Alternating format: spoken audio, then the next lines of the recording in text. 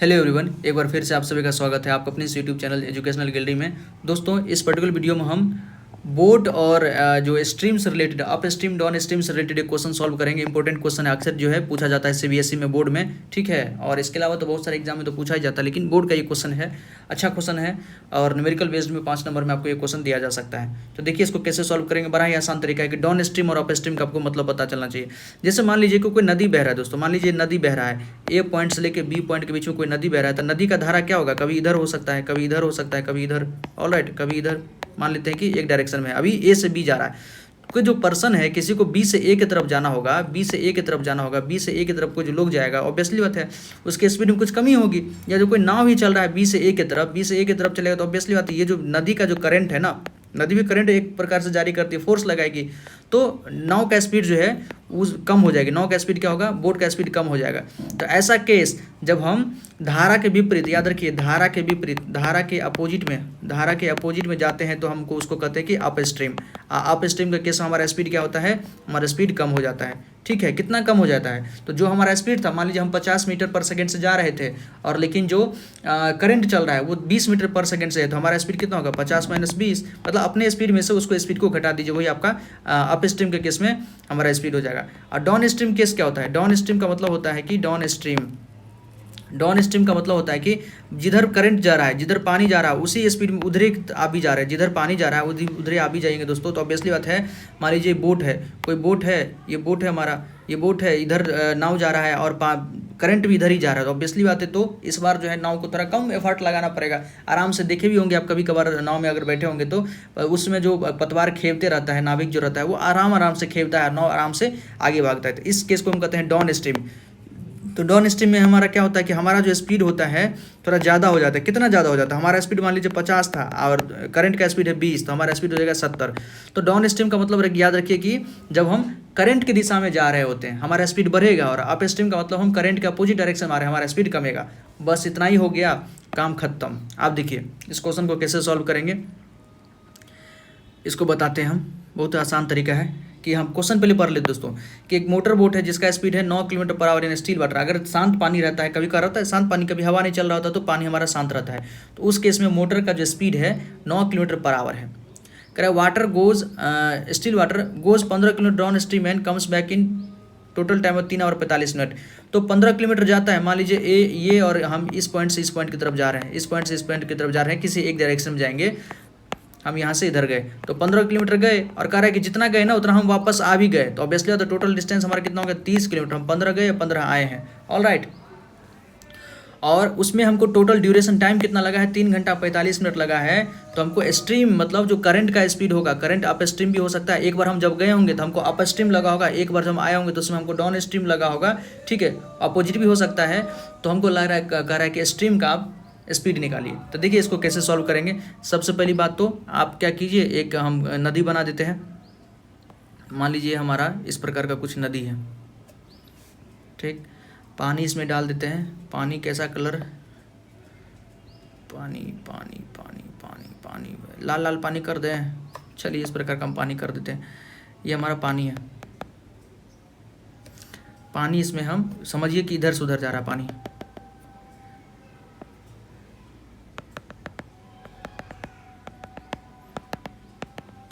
पानी का स्पीड मान लीजिए इधर है, ऊपर की तरफ है, ठीक है। तो जब नाव, इसमें कोई बंदा इसमें नाव खेवेगा, नाव जो खेवेगा दोस्तों, इसमें नाव बना देते हैं हम कैसा, ब्राउन कलर है इसमें, चलिए येलो कलर का नाव बना देते हैं।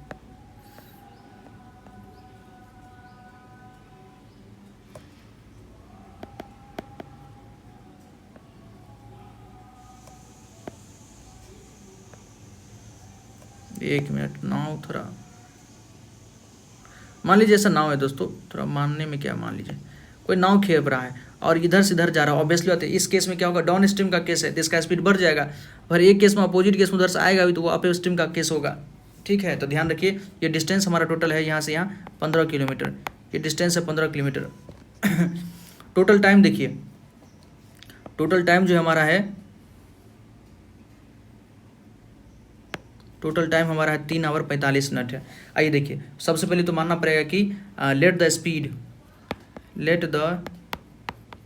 Speed of stream be X kilometre per hour, कि करंट का जो स्पीड है एक्स किलोमीटर पर आवर है, ठीक है। तो डाउन स्ट्रीम के केस में क्या होगा, डाउन स्ट्रीम के केस में क्या होगा, डाउन स्ट्रीम के केस में जो मोटर बोट का स्पीड होगा, बोट स्पीड, डाउन स्ट्रीम के केस में बोट स्पीड कितना हो जाएगा, बोट का स्पीड हो जाएगा दोस्तों कितना, एक्स प्लस का 9 हो जाएगा। और अप स्ट्रीम के केस में देखिए, पहले डाउन स्ट्रीम का ही बात करते हैं, ठीक है। डाउन स्ट्रीम में स्पीड हमारा ये हो गया, और डिस्टेंस कितना जाना है, डिस्टेंस हमको जाना है, डिस्टेंस मान लेते 15 किलोमीटर जाना है, टाइम लगा होगा, मान लेते हैं टाइम हमारा t1 लगा होगा, ठीक है।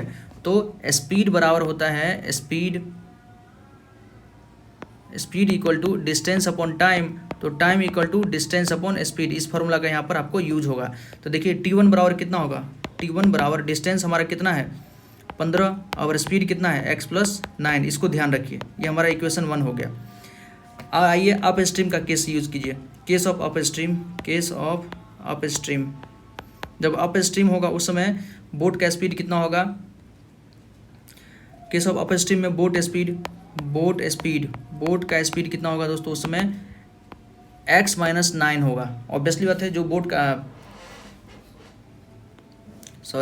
यहाँ कितना होगा हमारा 9 प्लस एक्स होगा ना, 9 हमारा बोट का स्पीड दिया ही हुआ है, 9 हमारा बोट का स्पीड दिया हुआ है, 9 प्लस एक्स हो जाएगा, और ये कितना हो जाएगा 9 माइनस एक्स हो जाएगा, 9 में से x हो जाएगा, x हम स्ट्रीम का माने हैं तो 9 माइनस एक्स हो जाएगा। डिस्टेंस कितना हमको जाना है, डिस्टेंस हमको जाना है 15 किलोमीटर, और इसमें जो टाइम लगेगा ऑब्वियसली बात है टाइम इसमें ज़्यादा लगेगा, t2 हमको कुछ तो निकालना होगा, तो t2 कितना होगा, t2 हो जाएगा हमारा डिस्टेंस बराबर टाइम बराबर डिस्टेंस कितना है 15 अपॉन स्पीड, 9 माइनस का x, यहाँ कर देते हैं कि 9 प्लस का x, दोनों एक ही बात था, ये इक्वेशन हमारा दूसरा हो गया, ठीक है। तो t1 प्लस t2 ये कितना हो गया दोस्तों हमारा, t1 हमारा हो गया ऊपर से 1, फ्रॉम फर्स्ट एंड सेकेंड लिखिए, पूरा हम लिख रहे हैं ना यहाँ पर, फ्रॉम फर्स्ट एंड सेकेंड की इक्वेशन जो माने हैं from first and second, t1 plus t2 कितना हो गया हमारा, t1 है हमारा है 15 अपॉन 9 प्लस एक्स, और t2 कितना हमारा 15 अपॉन 9 माइनस एक्स, ठीक है। इतना आप ले लिए t1 अपॉन t2। लेकिन क्वेश्चन क्या कह रहा है, according to question total time जो है दोस्तों हमारा 3 आवर 45 मिनट, ठीक है। तो 3 आवर 45 मिनट, पहले या तो सबको मिनट में बदल लीजिए, सबको आवर में बदल लीजिए, तो हमारा सारा केस आवर में चल रहा है, तो 45 मिनट को आवर में बदलिए, 45 मिनट बराबर कितना आवर, 45 मिनट बराबर 45 अपॉन 60, 15 45, 15 चौके 60, मतलब 3/4 आवर। इसका मतलब क्या हो गया कि हमारा है 3 प्लस 3/4, 15/4 आवर, टोटल टाइम ये हो गया हमारा दोस्तों। अब देखिए, अब हम क्या करेंगे, अब हम पेन चेंज कर देते हैं थोड़ा, कि क्वेश्चन कह रहा है, देखिए क्वेश्चन कह रहा है कि टोटल टाइम इतना लगना चाहिए, लेकिन हम निकालें कि हम टाइम इतना लगना चाहिए।